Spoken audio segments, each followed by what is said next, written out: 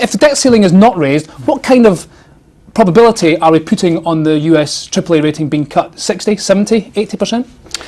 Well, first of all, we do expect the debt ceiling to be raised. We're anticipating another last-minute deal, which probably won't address all the difficult decisions on tax and spending.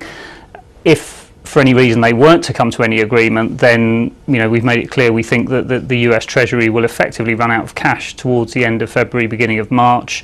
They're at the moment going through using these extraordinary measures, about 200 billion.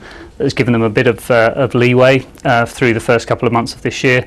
But clearly they could then be into a very difficult position of having to prioritise between debt obligation repayments and other costs, paying bills, exactly. But you also say in your report today that the US faces a downgrade later in the year, even if the debt ceiling crisis is averted.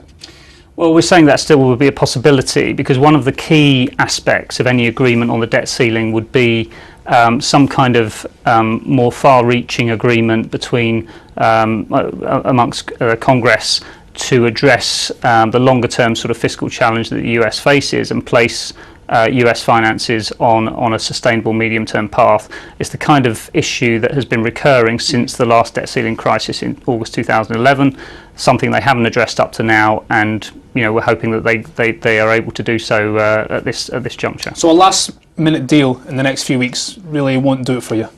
Well, I think if it's a last-minute deal that is very comprehensive and addresses the sort of medium-term challenge of fiscal consolidation, then we'd have to take that aspect into consideration when we were assessing what we do with the rating and the current negative outlook. But I think a last-minute patch of the sort that they agreed on the fiscal cliff in January probably would be insufficient for us to maintain the AAA rating.